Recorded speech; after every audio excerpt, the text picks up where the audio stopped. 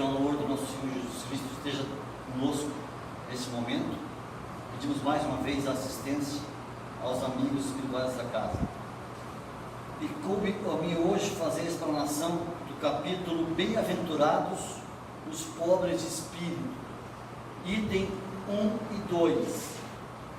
E já vou rapidamente aqui falar sobre, ler esse item 1, que é bem rapidinho, apenas uma frase, que fez parte do Sermão da Montanha de Cristo, das bem-aventuranças, e fala o seguinte: bem-aventurados os pobres de espírito, pois é deles o reino dos céus. Mateus 5:3. E aí esse item principal é: o que é preciso entender por pobres de espírito? Quando eu estudei esse capítulo há um tempo atrás, eu confesso que foi difícil para mim, e eu acho que para muita gente é difícil diferenciar esse pobre de espírito, porque dá a impressão de que a gente está falando de uma pessoa com pobreza intelectual, com pobreza cultural, com pobreza de riqueza também, quase um pedinte, quase um mendigo. Todos, mas bem-aventurados os ignorantes. Então é isso que Cristo falou. Na realidade, se a gente for estudar o capítulo mais a fundo e tentar entender um pouco a respeito disso, ele fala que a explicação é que os pobres de espírito, segundo Jesus, não são as pessoas desprovidas de inteligência, mas aquelas pessoas mais humildes, mais singelas, desprovidas de orgulho. Só que para a gente entender essa relação entre orgulho e humildade, primeiro a gente precisa definir o que é uma coisa e o que é outra, porque não é muito raro a gente ver pessoas batendo no peito, se dizendo humildes, sem nem entender a profundidade da palavra humildade e o que ela significa. Outras pessoas, às vezes equivocadamente, usando a palavra de orgulho também de forma errada. Então, para a gente poder entender um pouco mais a respeito dessa parte do capítulo 7, vamos definir o que é o orgulho e o que é a humildade. Na realidade, existem dois tipos de humildade e orgulho. Tem pessoas que se dizem humildes porque são submissas. Já devem ter presenciado esse tipo de pessoa, né? A pessoa se deprecia tremendamente com relação ao conhecimento, à riqueza, à vida, se menosprezando em relação aos outros e achando que isso é humildade. Na realidade, não. Na realidade, é uma atitude de submissão em relação aos outros. Nós temos que ser submissos à vontade de Deus, mas, fora isso, a mais ninguém, porque todos somos iguais, todos somos filhos de Deus, todos somos irmãos. Então, eu não preciso me submeter a ninguém, a nenhum irmão encarnado, porque essa pessoa tem um nível intelectual um pouco melhor do que o meu, tem uma inteligência um pouco melhor do que a minha, ou tem um pouco mais de riqueza material do que eu, de forma nenhuma. Então, a submissão ou a depreciação individual não é prova de humildade, primeira coisa. E tem um outro tipo de orgulho que se confunde muito também, que é um orgulho salutar, que é um orgulho aceito, do tipo, bom, a minha filha é uma menina do bem, trabalhadora, estudiosa, se formou na faculdade, e eu me sinto orgulhoso de ser o pai dela. Não tem nada de errado nisso, ok? Agora, eu me senti orgulhoso porque eu tenho posses, ou porque eu consegui fazer faculdade, tenho mestrado, doutorado, pós-doutorado, estudei fora do país, isso me dá um orgulho e me faz sentir melhor do que os outros? Aí não. Esse é o orgulho patológico, é um orgulho doentio, assim como tem a humildade doentia também, que é aquela que me faz me menosprezar perante os outros. Então, diferenciando humildade de orgulho e dando o conceito certo para cada um, a gente consegue agora entender um pouco mais a respeito do que fala esse capítulo, de o que é preciso entender por pobre de espírito. Pobre de espírito para Jesus são aquelas pessoas, então, humildes, no bom conceito de humildade. Pessoas essas que não veem diferença entre um ser humano e outro, tratam todas as pessoas da mesma forma, da mesma igualdade. Isso é ser humilde. E humildade também tem a ver, então, com esse reconhecimento da igualdade entre todas as pessoas. Todos somos filhos de Deus. Todos nascemos do mesmo jeito. E todos iremos voltar para o mesmo lugar. Indiferentemente se nesse plano, se nessa vida terrena, conseguimos adquirir mais posses, riquezas materiais, ou se tivemos mais oportunidades de aumentar o nosso poderio intelectual, estudar mais, ler mais, ir para uma faculdade, ou se nascemos com uma capacidade intelectual e uma inteligência um pouco melhor do que a do meu irmão, iremos todos para o mesmo lugar. E lá, nesse lugar, na pátria espiritual, aí sim, teremos que prestar contas a respeito da nossa atitude em relação à humildade ou orgulho. Desde sempre eu aprendi, a partir do ponto que eu entrei no Espiritismo, que as duas piores chagas da humanidade é o orgulho e o egoísmo. Hoje não vamos tratar de egoísmo, vamos tratar de orgulho. Mas olha bem, as piores doenças da humanidade são o orgulho e o egoísmo. O orgulho aí já se dá por mim com relação ao aspecto vaidoso, né, da pessoa, do quanto eu me acho melhor do que o outro, porque eu tenho isso, e ele não tem igual a mim. E quando a gente fala de igualdade entre seres humanos, entender cada filho de Deus como irmão e igual por essa natureza, a gente começa a pensar nesse mundo em que vivemos, e a cada dia a televisão e a internet nos mostram exemplos de situações e de pessoas que jogam no lixo esse conceito de igualdade entre seres humanos. E uma das piores formas de orgulho é o preconceito, é a manifestação do orgulho. Porque eu posso me sentir orgulhoso e vaidoso em relação à minha vida, ou em relação ao que eu sou, mas guardar isso para mim, entendeu? É errado? É errado, ainda assim é errado. Mas o pior é quando eu manifesto o meu orgulho através de atos de preconceito em relação a outras pessoas. E aí esse preconceito, gente, não está só ligado à raça não, como a gente vê na televisão. Raça e preconceito contra os judeus, contra negros, contra orientais, contra os hispânicos, que é muito comum isso acontecer nos Estados Unidos, né? É preconceito contra a pobreza também. Eu achar que a pessoa, porque ela tem menos riqueza material do que eu, ela é menor do que eu por ser mais pobre do que eu.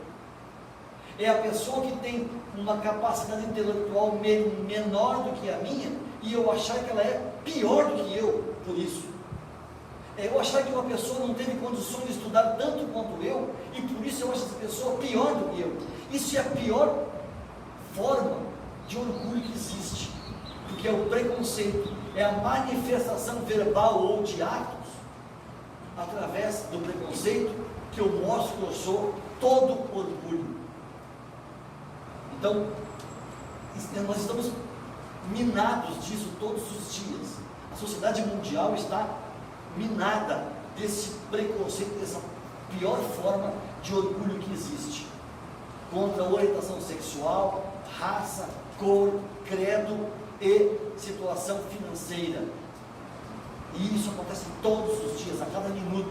Agora deve estar acontecendo isso em algum lugar do mundo, e é muito triste essa forma horrenda de orgulho manifestada através do preconceito. Agora, se eu tivesse que escolher entre ser orgulhoso e ser humilde, eu deveria pensar o seguinte: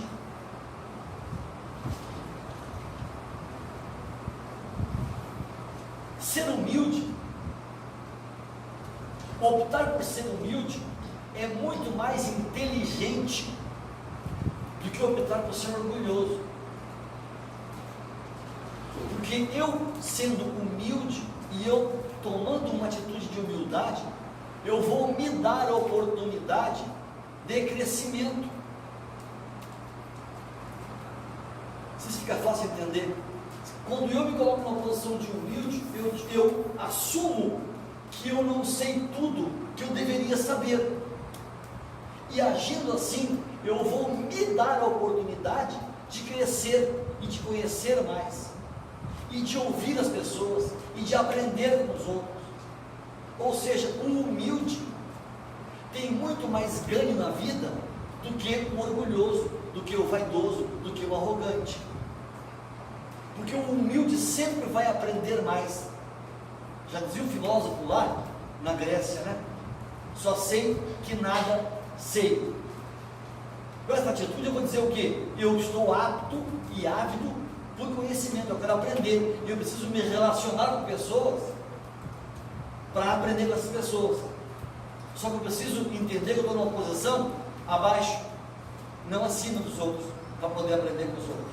Então, uma atitude de humildade é uma atitude de inteligência, e daqui a pouco eu vou chegar num ponto que eu vou comparar com o orgulhoso, para ver que quem toma uma postura, quem tem uma atitude de humildade, sofre muito menos do que quem tem uma postura de orgulho. Como é que está ligado ao sofrimento isso? Porque quando eu me coloco numa posição de humildade, gente, eu estou ávido e pronto para crescer, para aprender, para me melhorar. Isso me torna ou me deixa mais feliz quando eu consigo aprender um novo conceito, quando eu consigo ler um novo livro, quando eu consigo trocar ideias com outra pessoa. E essa troca de ideias eu te dou um pouco das minhas ideias e vai te servir, e tu me dá um pouco das tuas ideias e vai me servir. Essa troca só acontece com duas pessoas humildes. Isso dá menos trabalho, é mais interessante, tem ganho para ambas as partes. Por isso que eu digo, afirmo, os humildes são mais inteligentes por isso. Eles têm a capacidade de aprender com muito mais facilidade e têm oportunidades de aprender muito mais coisas. E a nossa vida aqui, nesse plano, gente, é uma vida, é uma existência de aprendizado. Um dia nos encontraremos no plano espiritual, no plano maior, e vamos nos dar conta disso. Passei 70 anos da minha vida, 80 anos lá embaixo, e não aprendi nada. Uma existênciazinha inútil, inerte, porque eu não me coloquei numa posição humilde de querer aprender. Por um outro lado, pensa no orgulhoso. O orgulhoso, ele precisa se manter sempre numa posição elevada, nunca numa postura de querer aprender. E ele vai sempre competir com alguém que sabe mais do que ele, entenderam? Que ele sempre vai querer ser o melhor, porque ele é orgulhoso. Gente, isso dá um trabalho que não tem tamanho. Eu preciso ficar me preocupando dia após dia em não ser superado no meu dinheiro, na minha inteligência e no meu conhecimento. Por quê? Porque eu sou orgulhoso e eu não posso ser pior do que ninguém. Eu tenho que ser melhor do que todos. Então eu não posso me dar ao luxo de ser superado por ninguém. Pensem nisso. Que tortura para uma pessoa ficar o dia inteiro pensando em não ficar mais pobre e não ficar mais burro. Pensa bem, deve ser uma loucura essa pessoa. Ao passo que o humilde não está nem aí, né? Ele está sempre pronto para aprender e ele não se importa se tem alguém mais inteligente ou mais sabido ou mais rico do que ele, mais sábio ou mais rico do que ele. Essa é a diferença. E aí eu entro nas três coisas que a humanidade gerou a partir do ponto que o homem saiu das cavernas e passou a viver em comunidade, como a gente entende hoje, cidades. Surgiram três coisas, que é o conhecimento, a riqueza material e o poder. Essas três coisas, nas mãos de pessoas que não sabem administrar, geram muito prejuízo para a humanidade. Ou seja, nas mãos de um orgulhoso, o conhecimento não vai ser dividido com ninguém. Por quê? Porque se eu dividir conhecimento com alguém, pode essa pessoa ficar mais sábia do que eu, e eu não vou querer isso. A riqueza nas mãos de um orgulhoso, de um vaidoso, ou de um avaro, né? É terrível, porque ele não vai dividir a riqueza com ninguém. Se ele dividir a riqueza, ele vai ficar mais pobre do que ele é e mais pobre do que os outros, e ele não quer isso. E o poder? O poder, então, é a chaga da humanidade. Nas mãos de um orgulhoso, do vaidoso, esse poder é terrível, porque o poder dele só tem um intuito: beneficiar a ele mesmo. E a gente vê isso, né, gente? No nosso dia a dia, no noticiário, a nossa política brasileira nos mostra isso todos os dias. Então, eu assumo o poder para usar o poder para benefício de quem? De mim mesmo. Ah não, quando eu assumo o poder, eu vou gerir, eu vou ser o gestor de uma casa espírita, de uma sociedade de amigos, de uma prefeitura, de um estado ou de um país. E eu vou ter a obrigação de ser o gestor do bem comum daquela comunidade que eu vivo. Ah, porque o orgulhoso não pensa assim. Ele sempre vai usar esse poder em prol e benefício dele mesmo, para melhorar sempre mais a posição dele. Então vejam como essas três coisas, conhecimento, riqueza e poder, nas mãos erradas, afastam o ser humano da humanidade. E essa lição que Jesus deixou para a gente, lá no Sermão da Montanha, ou seja, bem-aventurados os pobres de espírito, porque será deles o reino dos céus.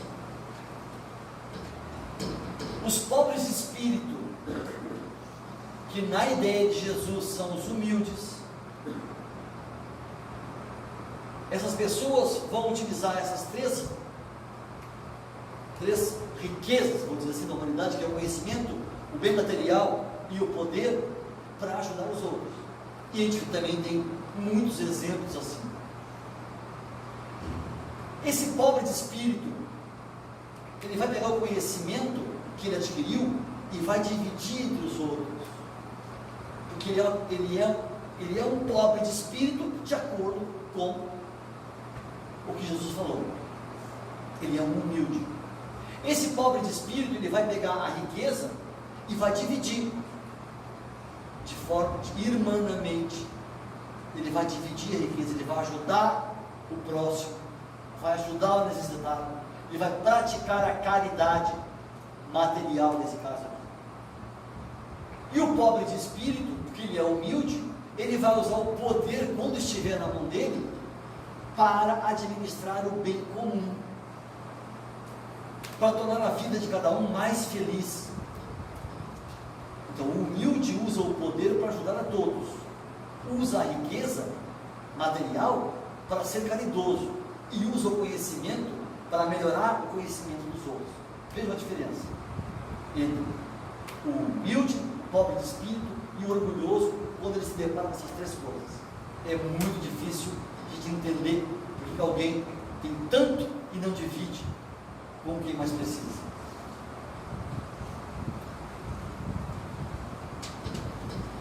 E assim eu já falei, né? Os humildes fazem, a humildade faz parte da inteligência, pois sendo humilde, eu sempre vou aprender mais.